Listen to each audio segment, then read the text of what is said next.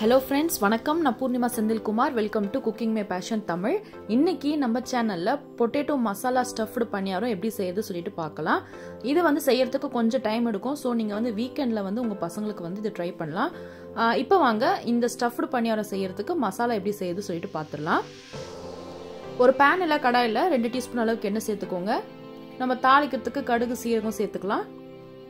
கூடவே கொஞ்சம் உளுத்தம்பருப்பு கடலைப்பருப்பு சேர்த்துக்கலாம்.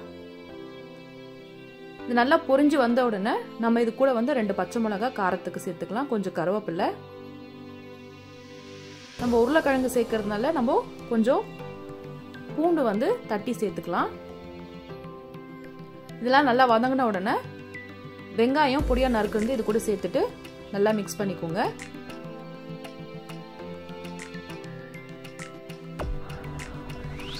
தேவையான அளவுக்கு உப்பு, அதுக்கப்புறம் கொஞ்சமா மஞ்சள் தூள் சேர்த்துக்கோங்க. இப்போ வெங்காயம் வதங்கும் போதே நான் வந்து கொஞ்சம் பச்சை பட்டாணி சேர்த்துக்கிறேன். சேர்த்துட்டு நல்லா மிக்ஸ் பண்ணிடுங்க. இது கூடவே காரத்துக்கு ஒரு 1/4 டீஸ்பூன் அளவுக்கு மிளகாய் தூள், அதுக்கப்புறம் 1/4 டீஸ்பூன் அளவுக்கு கரம் மசாலா சேர்த்துக்கோங்க.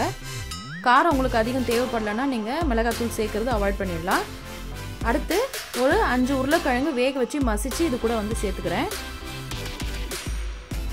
இதை வந்து நல்லா கலந்து விட்டுடுங்க. தண்ணி சேர்க்காம வதக்கிட்டு நம்ம வந்து அடுப்பை ஆஃப் பண்ணிடலாம். கொத்தமல்லி இலை தூவிட்டு எடுத்து வச்சிருங்க. நல்லா ஆறட்டும். இப்போ வந்து நம்ம பணியாரம் சுடுறதுக்கு அந்த மாவுக்கு வந்து நம்ம தாளிப்பு ரெடி பண்ணிடலாம். ஒரு 2 டீஸ்பூன் எண்ணெய் சேர்த்துக்கோங்க. கடுகு சீரகம் உளுத்தம்பருப்பு கடலைப்பருப்பு சேர்த்துக்கோங்க. இது நல்லா பொரிஞ்சு வந்த உடனே நம்ம இது கூட வந்து காரத்துக்கு பச்சை மிளகாய் வந்து வெட்டி சேர்த்துக்கலாம். கொஞ்சமா வெங்காயம் சேர்த்து நல்லா கலந்து விட்டுடுங்க. கருவேப்பிலையும் சேர்த்துக்கலாம். வாசனைக்கு ரொம்ப நல்லா இருக்கும். வெங்காயம் வந்து நல்லா வதங்கட்டும்.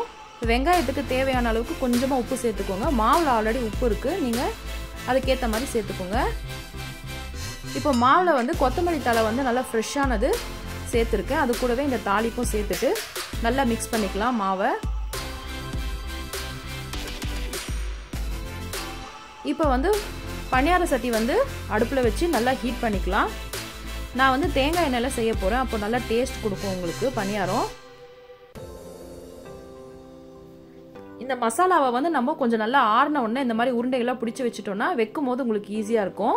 ஃபர்ஸ்ட் பணியாரத்தில் ஒரு பாதி அளவுக்கு மாவு வந்து சேர்த்துக்கலாம்.